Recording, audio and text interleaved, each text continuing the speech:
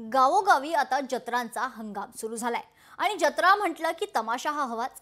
त्यामुळे तमाशाची पंढरी असलेल्या नारायणगावात लोकांची गर्दी उसळली आहे। या ठिकाणी अनेक तमाशाचे फड आहेत। आता नारायणगावात बुकिंगच्या माध्यमातून कोट्यवधी रुपयांची उलाढाल सुरू झाली आहे। पाहूयात।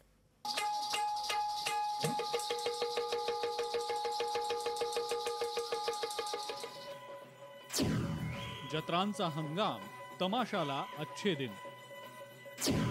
तमाशाची पंढरी नारायणगाव फुल्ल। तमाशा बुक करण्यासाठी आता कोटींचे करार।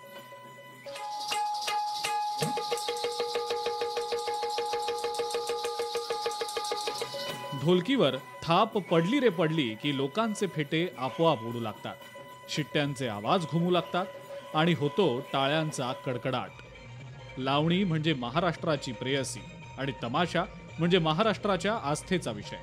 आता गावोगावी जत्रांचा हंगाम सुरू झालाय, त्यामुळे रसिकांना तमाशांची पर्वणी मिळू लागली आहे। पुणे जिल्ह्यातलं नारायणगाव म्हणजे तमाशाची पंढरी आणि याच नारायणगावात तमाशा बुक करण्यासाठी आता लोकांची गर्दी वाढली आहे। नारायणगावात तमाशाचे एकूण 31 फड। आतापर्यंत तमाशासाठी 150 करार। तमाशाच्या बुकिंगमधून 13 कोटींची उलाढाल। दरवर्षी पाडव्याच्या मुहूर्तावर तमाशाचे फड मालक नारायणगावात राहुट्या म्हणजेच तात्पुरती बुकिंग कार्यालय सुरू करतात आणि इथं महाराष्ट्राच्या कानाकोपऱ्यातनं लोक तमाशा बुक करण्यासाठी येतात। सकाळला पंढरी नारायणगाव या ठिकाणी साधारणतः 150 ते 160 करार आज झालेत आणि पूर्ण सीझनला 700 करार झालेले आहेत।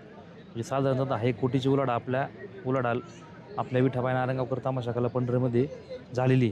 खूप चांगला यावर्षी रिस्पॉन्स आहे आणि चांगले कार्यक्रम बुकिंग झाले। गावोगावची मंडळी तमाशा बुक करायला आली की त्यांना तमाशा दाखवला जातो। त्यासाठी रात्रीच्या वेळी तमाशा ठेवण्याची परंपरा असून गाव पुढारी या ठिकाणी येऊन त्याचं बुकिंग करतात। महाराष्ट्रामध्ये गेले अनेक वर्षापासून जी लोककला किंवा तमाशा ही लोककला जिवंत आहे, ते जिवंत ठेवण्याचं काम यासाठी आमचे सगळं संपूर्ण नवी जुनी पिढी या ठिकाणी करीत आहे आणि त्या पद्धतीने करीत असताना म्हणूनच आम्ही आज राष्ट्रपती पदक विजेत्या विठाबाई भाऊमंग नारायणगावकर यांच्या नातवांचा तमाशाचं या ठिकाणी नियोजन करून या ठिकाणी आज आम्ही सुपारी या ठिकाणी फोडलेली आहे। तमाशा बुकिंगची कोट्यवधी रुपयांची उलाढाल होत असली तरी तमाशाला अजून सुगीचे दिवस आलेले नाहीत। कितीतरी तमाशा कलावंतांवर आजही उपासमारीची वेळ येते आणि त्यातूनही हे कलावंत गावोगावी जाऊन तमाशा सादर करतात आणि महाराष्ट्राची ही लोककला जिवंत ठेवतात। आणि म्हणूनच सरकारनं या कलावंतांच्या मागे उभं राहण्याची आता मागणी केली जाते।